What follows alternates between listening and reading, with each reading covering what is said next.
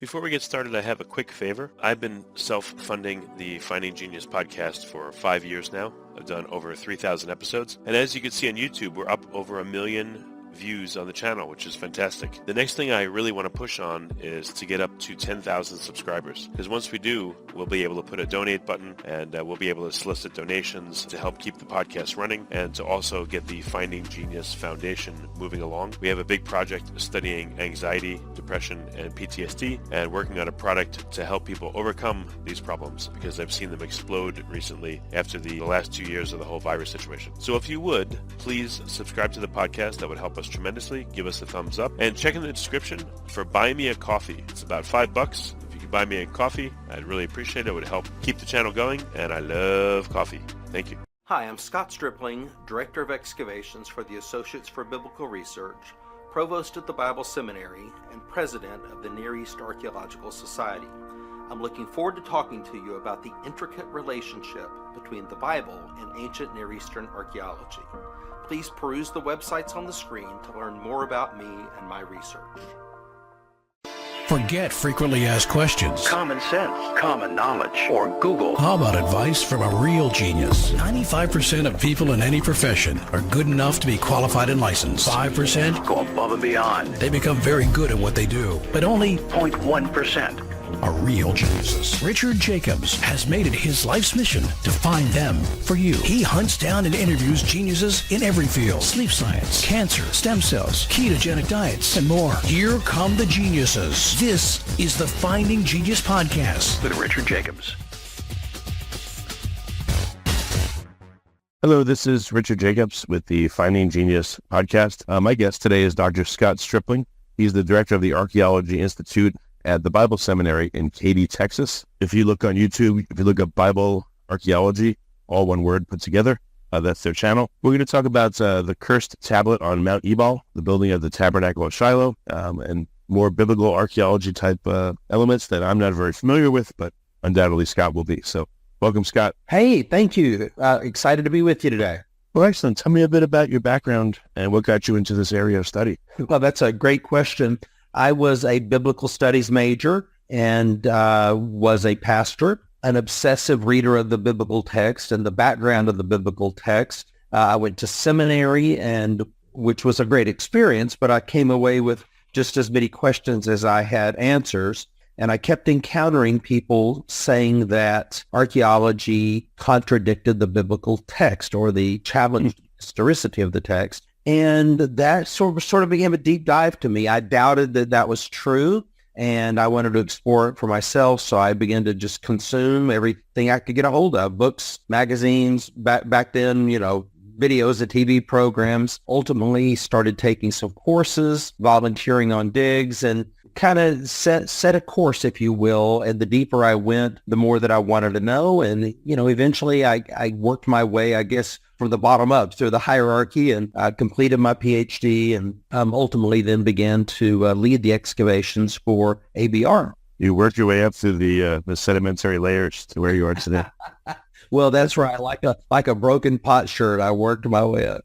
So I'm skipping to the end and then we'll just continue. But has all this work strengthened your faith, or has it made you, come away from the faith of Christianity? Like, what's overall, how do you feel today? Well, I would say it has not moved me from where I was. I was a believer in Jesus Christ. I was a committed Christian, an evangelical Christian. I think what it has done is given me satisfaction and fulfillment and better equipped me to be able to share truth with others.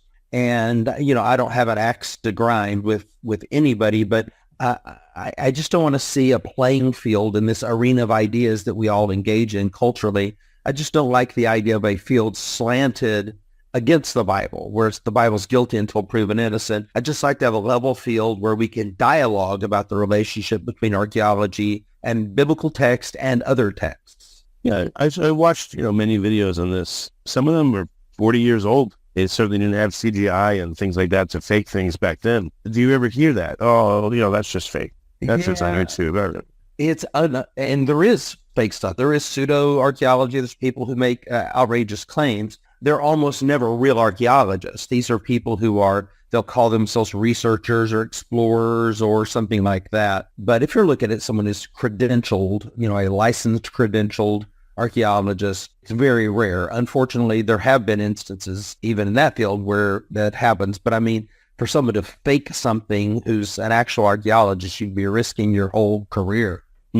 So what's an archaeological find maybe early on that just shocked you, but in a good way, or you were like, wow, I can't believe I'm seeing this? Well, there have been several. I would say finding a cluster of human skeletons that had been crushed by a mud brick wall as a result of an earthquake. It had collapsed and crushed this family. And actually, they were all females. I suppose the men were out working in the fields or something, but a woman and young daughters, all females, and they all had bracelets. Even the little girls had bracelets. And it just brought home the idea of the humanity of this. These were real people just like us. They started their day like any other day. These little girls probably had dreams about what their life would look like. They were going to grow up and get married and have their own families and so forth. And then just immediately the ground starts shaking, walls collapse, and bam, it's over. Until 3,000 years later, we uncover them and in some sense are able to tell their story. Yeah, that's amazing. In the description, you talked about cursed tablet, Mount Ebal and Shiloh. So, for listeners that don't know, what are those things? Well, our main excavation is at Shiloh, which was Israel's first capital, of course, before Jerusalem, where the tabernacle and Ark of the Covenant were for over 3 centuries. I've been excavating there since 2017, leading the ABR team, which is a consortium of about 16 universities and institutions. And we're uncovering the matrix of the sacrificial system at Shiloh from the tabernacle period. So it's very, very interesting. But on a side project back in 2019, sometimes we do winter projects in addition to our summer digs. We had been using a new technology that had been reintroduced by Gabi Barkaya in the Temple Mount Sifting Project, and I'd worked for 2 years as a supervisor on that project. And I made up my mind that when I had the opportunity, I was going to actually take it into the field to deal with stratified, undisturbed remains so that we could identify many more things than we were able to identify when they're covered with dirt, even if we dry sifted them. So to make a long story short, that led to the project in 2019 where I was taking 2 dump piles from the 1980s, one from Shiloh, from the previous excavation there, and one from Mount Ebal that Adam Zertal had left behind. And it was in that Mount Ebal project where we uncovered the curse tablet. And what is the curse tablet? What's the context of it? So curse tablets have been around for millennia. The idea of how we control the supernatural. These are incantations, spells, curses, so forth. In Egypt, they're called execration texts. In the Bible, we read in Job 19:25, "Oh, that my words were written on a lead tablet with an iron pen." And so this idea that we're going to write something and then it becomes powerful or it becomes binding. Now, many hundreds of these have been found in Israel and many more around the Mediterranean. We call this particular type a defixio, or a curse tablet. So it's a strip of lead that has writing that is then folded and sealed. It hardens and it can't be opened then, or you would break it in the process of opening it. And these are normally found in wells, in tombs, someplace in the earth, where perhaps they're going into the underworld and they're binding. Many times they're very petty sorts of curses, personal curses, like may the woman who stole my boyfriend, may her hair fall out, or just something, petty like that. But sometimes they're also very serious national types of curses. And that's what we recovered on the Mount Ebal tablet, was something that was of a very serious nature. Well, who wrote on this tablet supposedly, and what was the reason? Okay, well, our interpretation after studying this for 18 months, and this was the collaborative team that I put together from scientists from Prague in Czechoslovakia who had the tomographic technology that enabled us to penetrate the lead and see the ancient letters on the inside of the tablet. Peter van der Veen is a renowned epigrapher from Germany, Johannes Gutenberg University in Mainz, Gershon Galil from the University of Haifa in Israel. And together we studied this for 18 months and published our findings. And so what we found was very shocking. It was a proto-alphabetic script, what is sometimes called Proto-Canaanite or Proto-Sinaitic type script, which is fairly well known in the Sinai and in Canaan in the late Bronze Age. There has been some debate about whether we should call this Proto-Hebrew or Proto-Canaan, Proto-Phoenician, but we've never had uniquely Hebrew words because they use the same alphabet, the early Hebrews and the Canaanites.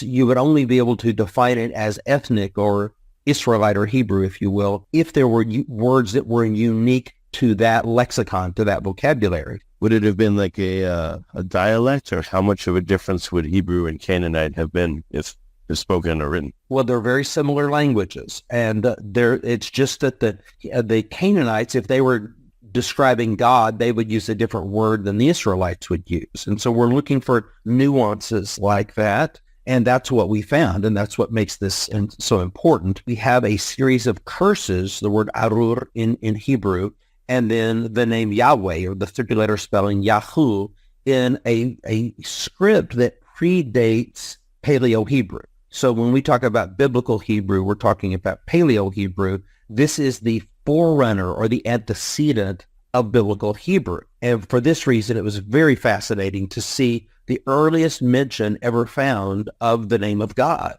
And in fact, from a biblical site, Mount Ebal, where the Bible says that the Israelites pronounced curses and that they were writing. God told Joshua ben Nun to write. And so this addresses a lot of issues that have been around for several generations, like were Moses and Joshua actually literate? The Bible says that they were.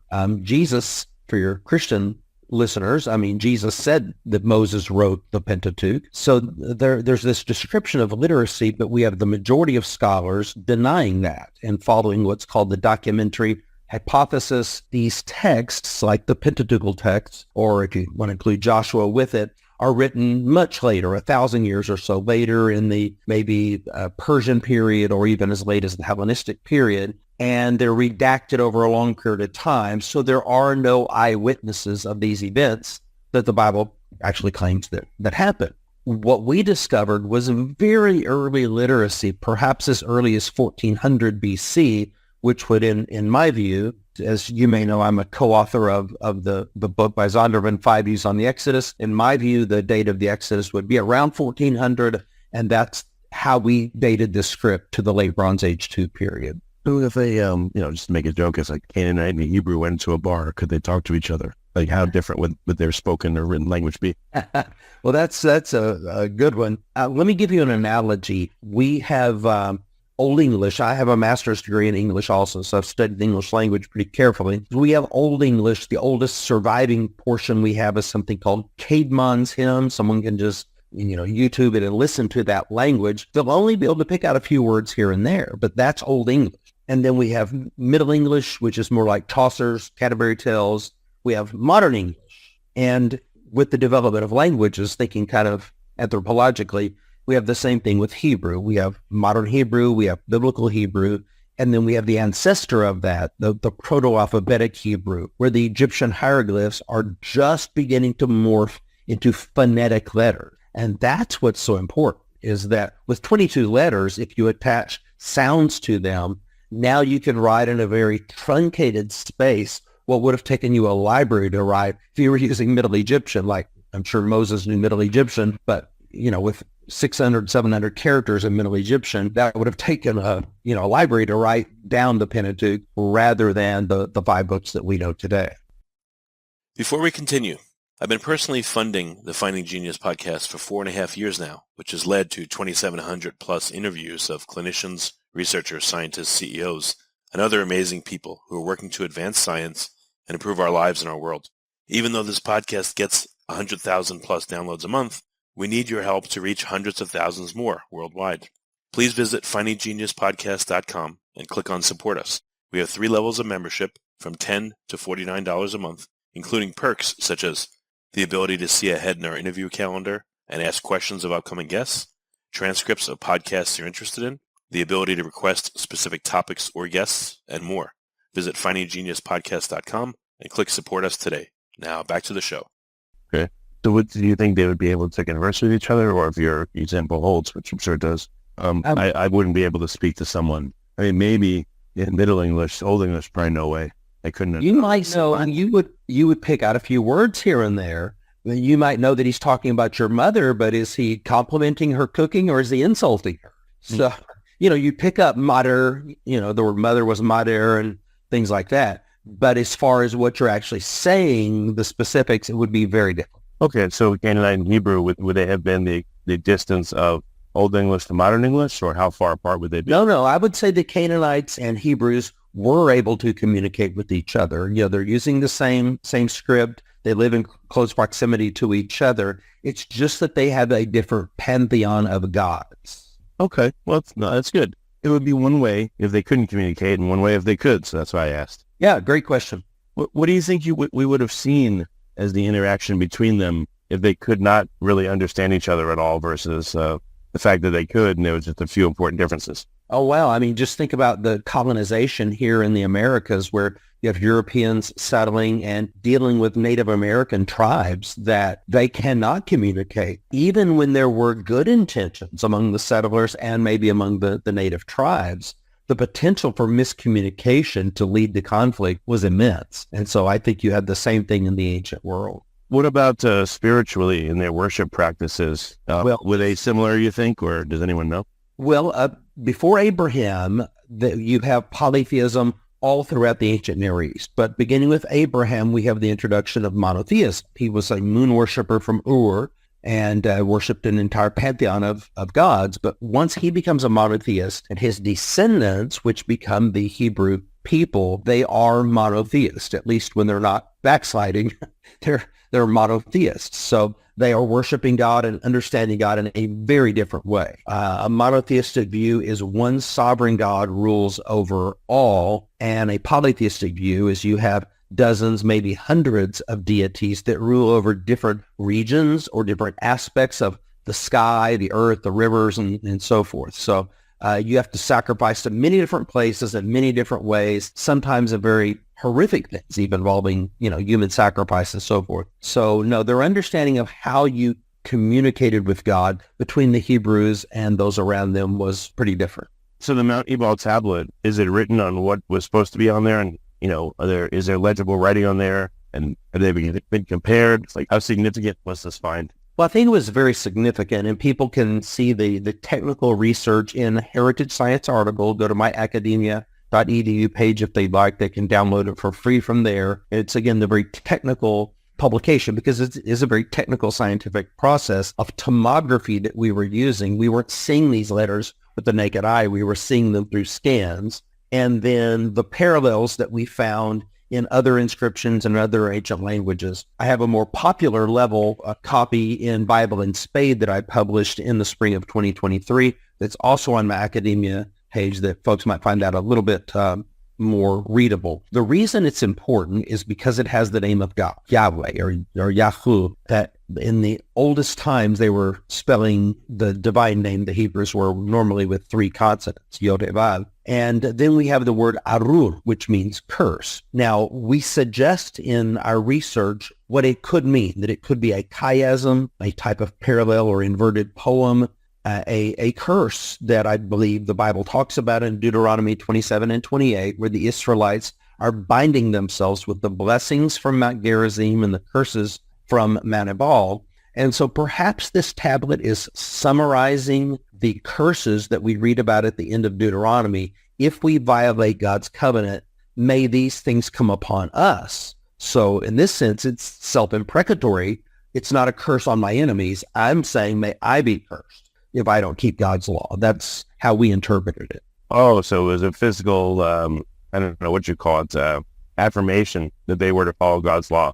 And if Absolutely. They didn't, they were saying we accept that we will be cursed. Which is exactly what you read at the end of Deuteronomy. That's what they're doing. They're binding themselves with blessings and curses. And so interesting that on Mount Ebal, where Joshua chapter 8 says that Joshua built an altar to the Lord on Mount Ebal, which is what Adam Zertal found in the 1980s, and what we went back and re-examined the dump pile that he had left behind. And in that dump pile, using wet sifting, which is this phenomenal new technology that I think is going to revolutionize archaeology, we went through and were able to find things that Zertal had missed, one of them being this tablet. And the funny thing was, as soon as we saw it, me and 2 other members of my team, Frankie Snyder and Abigail Levitt, we all knew what it was.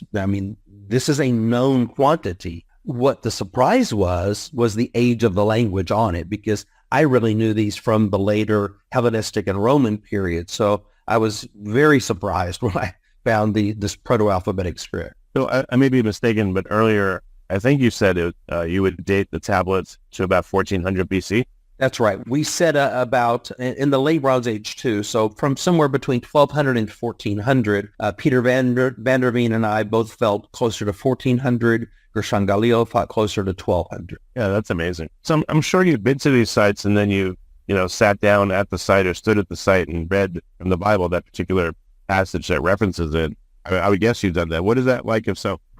Sure, I have. I'm a Bible reader, and I kind of can't help myself when I'm thinking. I'm at a site. Of course, the biblical text is in my mind if it's a biblical site. And of course, if there's other literature, Egyptian or Ugaritic or whatever, I'm trying to think about that too. Anything that might be relevant to this site that we're going to excavate. But at a site like Mount Ebal, we only know it from the biblical text. And to have found an altar there that dated to the time of Joshua ben Nun, and then to find an artifact like this was fantastic. I know when I was sitting there at the altar praying, just thinking and beginning this project, I did have a sense, a providential sense that there was something important that we were going to uncover from this investigation. I would think maybe some of the juiciest discard piles would be from the 1930s or 20s or even 1880s. When you go to a site, can you tell what a discard pile looks like? Does it have any particular structure to it?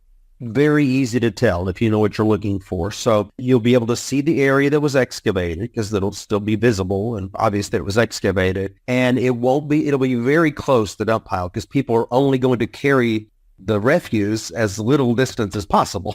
And so the dump piles are very close, and there are huge piles and you can sort through those. And you are exactly right.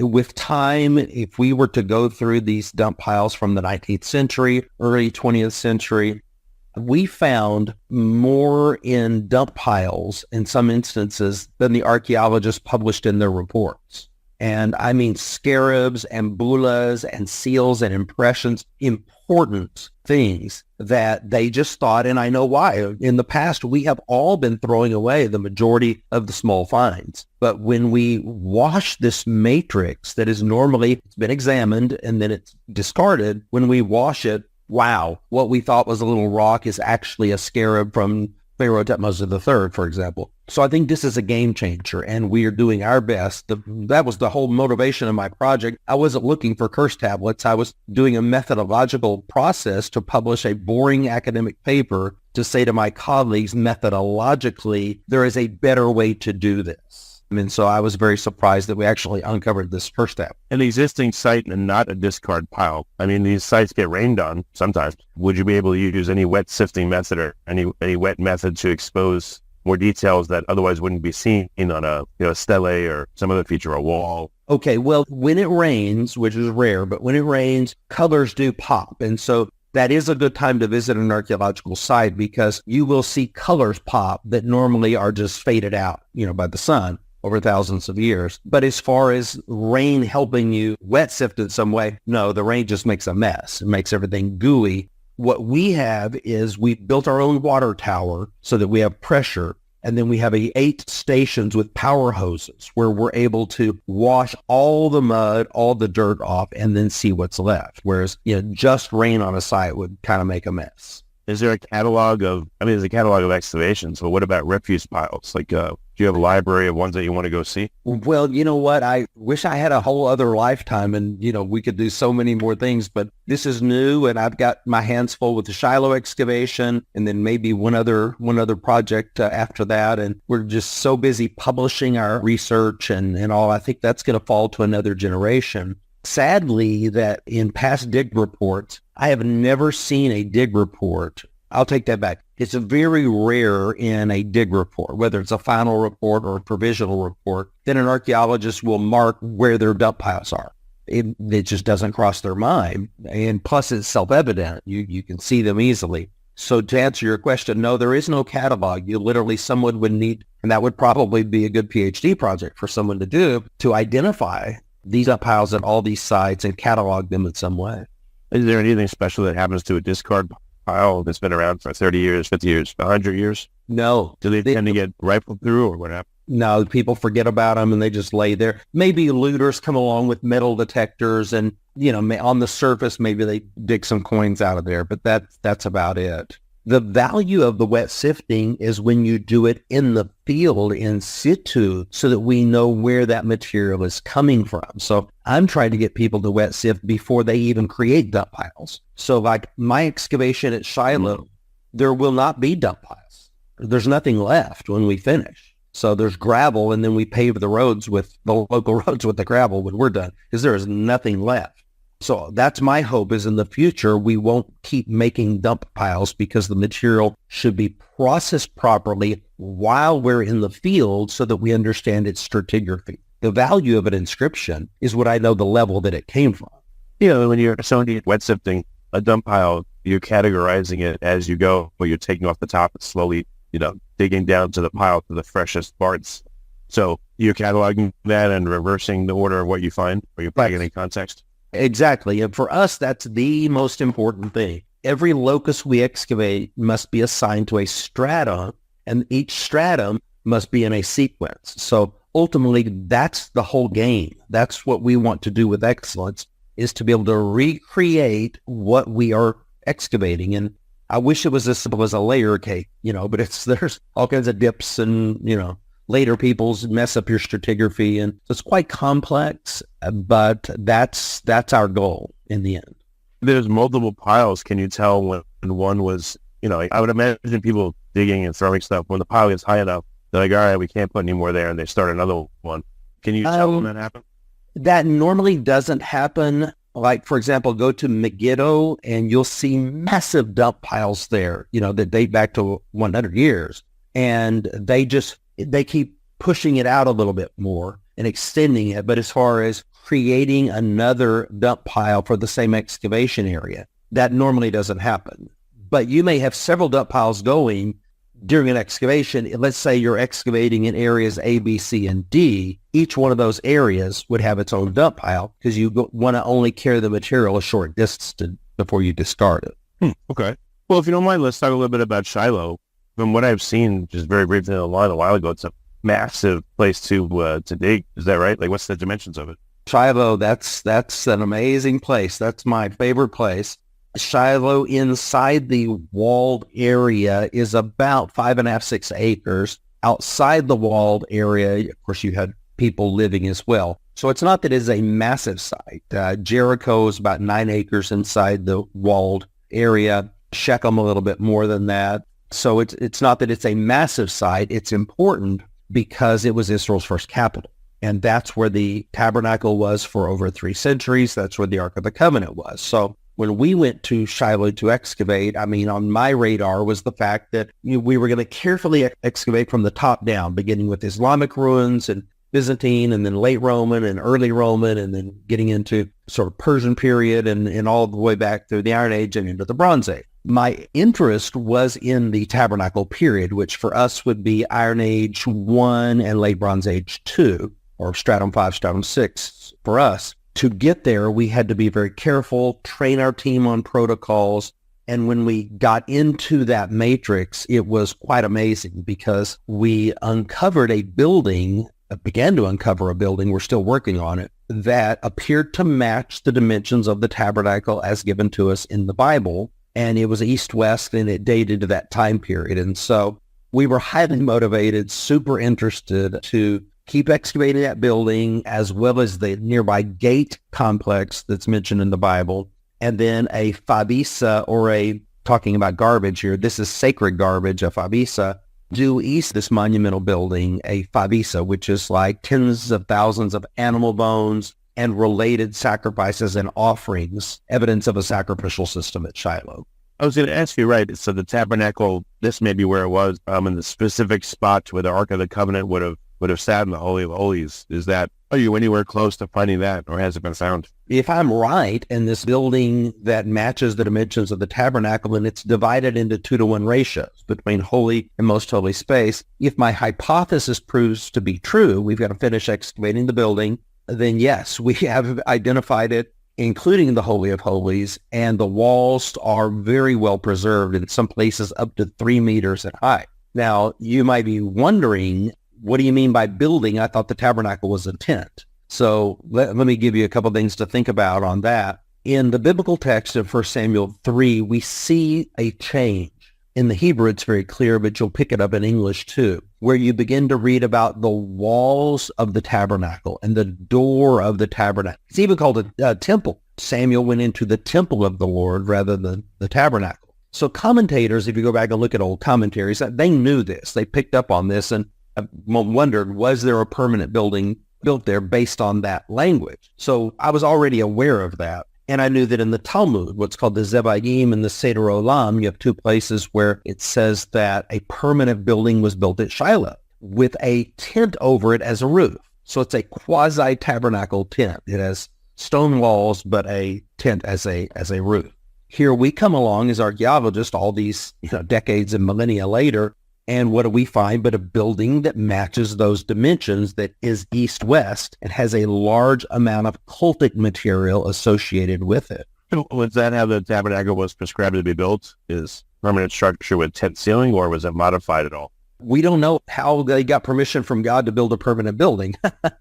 It's a tent in the wilderness, and when Joshua 18:1, when they erect the tabernacle at Shiloh, it's still a tent. But a couple of hundred years later, we start reading language in 1 Samuel that indicates that it's a permanent structure. And even the word temple is used instead of mishkan or tabernacle. Like the word delet in Hebrew, meaning door, it's not a curtain, it's a door. So you're getting the permanency of language in the biblical text. How they determined that God wanted them to do, that's a mystery. Do you think it was first made as a tent, and then the impracticality of it, they said, you know what, we'll preserve all the things that appear to be ordained, but some of these other things, since there's not really much said about them, we'll just make permanent structures? Well, I think that's probably true. It was probably pragmatic, and I guess they prayed about it, or they used the Urim and the Thummim, some way to determine God's will or get an answer from God, because the animal skins that made up the Mishkan, they had to be replaced all the time. There's a replica tabernacle at Timnah down in the Negev, and they tell me that every few months they have to replace all the curtains on it because of the wind whipping it. Well, it's even windier up in the Central Hill Country where Shiloh is, and so that would have been a full-time job just maintaining this tent structure. So at some point, perhaps pragmatically, they determined that God would not have a problem with them building a permanent structure. Would things have blown their way past some of the tent material and into the structure, maybe knock things over, or sand would have gotten up there or piled up? Or, what do you think would have happened? So they built this, and then they probably discovered, my guess is, oh man, we got to do this, that, and the other to maintain it. But what are some of the things do you think that would have bedeviled them early on that made them think we got to find a better solution? Well, I think the main thing is the curtains of the tabernacle would wear out every few months. And so getting those skins, it's a large structure. And so acquiring those skins and constantly replacing them and maintaining them. And when you do get windy days, believe me, I know, because we put tents up, sunscreens and tents up every day. Each afternoon, the wind picks up and it'll pull our pegs loose and it'll rip our tents. And I just think over time that became an obstacle that they thought God did not want them to have to deal with. I mean, forgive my ignorance, but it was literally specified that animal skins were to be used for the wall. Yes. Okay. Yeah, the specific types of animal skins. And so the building of the tabernacle, we know quite a bit about from the book of Exodus, from chapters 31 to 38 approximately. But we know the names of the people who built it. Bezalel and Aholiab were the builders, and God gives very specific instructions. So there's quite a bit that we know, assuming that they did build it according to pattern, and God repeatedly told them to build it according to pattern. When you're inside the structure, when the permanent walls went up, were the permanent walls put where the tents would be, and then on the inside of the walls were tents put up so that when you're inside the structure, it still felt and looked like the walls were of animal skin? Or do you think they just used stone walls now for the wall tabernacle if you're in it? Well, we can't know for sure, but the two Mishnaic sources, the Zevayim and the Seder Olam, say nothing about tents inside the walls, but they do say there was a tent over the top as a roof. Yeah, to preserve it being tent-like and exactly how God prescribed it. I would figure you could put walls, and then on the inside you put all, this animal skin material. Now it's protected. but now it can more, closely resemble what they wanted. Yeah, it may have. I'm just saying we don't have any evidence of that. That would be a hypothesis. Interestingly, we don't have any houses from the early tabernacle period either. We know they were living there because of the pottery and everything else. But once this monumental building is built, then we begin to see domestic structures. And so it's almost like in their mind, how can we build ourselves houses when God himself is living in a tent? Because David expresses that same idea later. And once they build a house for God, now they begin to build houses for themselves. So kind of in a sociological sense, that makes sense. So maybe there's a clue in there, putting up permanent walls. Would that have come before or after they had built houses in the vicinity? Because their house walls would have been stone. I think first they built the house of the Lord, and then that sort of gave them permission to build their own houses. We can't build a house for ourselves until we build God's house. Maybe what happened is, they did tents for the tabernacle, then they did tents for themselves. They saw the tabernacle needed walls, they put them up, then they said, okay, since now the Lord is in a house of walls, now we can make walls for ourselves. Maybe that was the progression. I think that's exactly correct. Very interesting. So you guys are not at the point where you've dug down where you can see the interior condition of the walls of the tabernacle, if that is it. In some places. So we have floor level now in 3 different places, but we still have most of the Holy of Holies, if I can use that terminology, the westernmost part of the building, are getting it down to floor level. We still have the other part, which would be the holy place, which we have a lot of work to do over there. So my estimate is I've got 4 more seasons of excavation to fully complete this building. It's really interesting because my students work with me on these projects. And so like Jordan McClinton is one of my students. He's doing his PhD on the Fabisa, the bone deposit in Area D. Tim Lopez is doing his PhD at an Israeli university, Ariel University, on this monumental building. So it's really interesting research, and it's fascinating to get to work with my students on these projects and bring them to fruition. So would there be any point in examining the interior condition of the walls to see if were cubbies, picked into it, or were there, holes where you could fix, again, a tent material or other materials or sconces or, things for candles, or what's on the inside of the walls? Any particular features? Yes, of course, we examine those very carefully. Nothing yet stands out.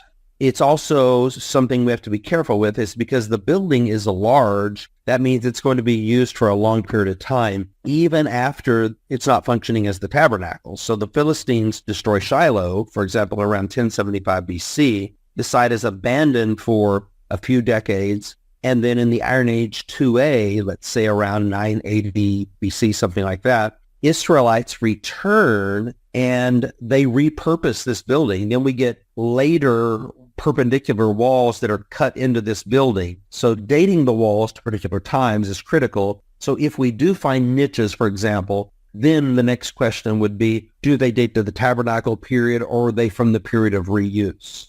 Yeah, that's complicated. Right. People like a jigsaw puzzle. I've got one for them. They should go to digshiloh.org, our website, and check it out and come help us. Oh, okay. I mean, with everything going on, when would be your next period of activity there, or it's just on hold for now? We did excavate this summer in the middle of the war. We were one of the few excavations that actually worked, and I had a smaller team than normal, but we did excavate, and I am going back personally in a few weeks to speak at a couple of conferences, assuming my flights are not canceled. And then I plan to be there again this May and June excavating unless, our flights are canceled or the Antiquities Authority just simply won't allow us to go. Oh, wow. It's amazing. If we're going to wait for peace in the Middle East before we work, we're not going to get a lot done. Yeah. It's a region that has experienced conflict for millennia. My heart goes out to them, and it's just a really difficult time that everyone's going through. Of course, October the 7th is just upon us, and so our hearts go out to people suffering right now. In the midst of that, we like to continue to do our work and our research, and hopefully be a blessing to everyone we encounter.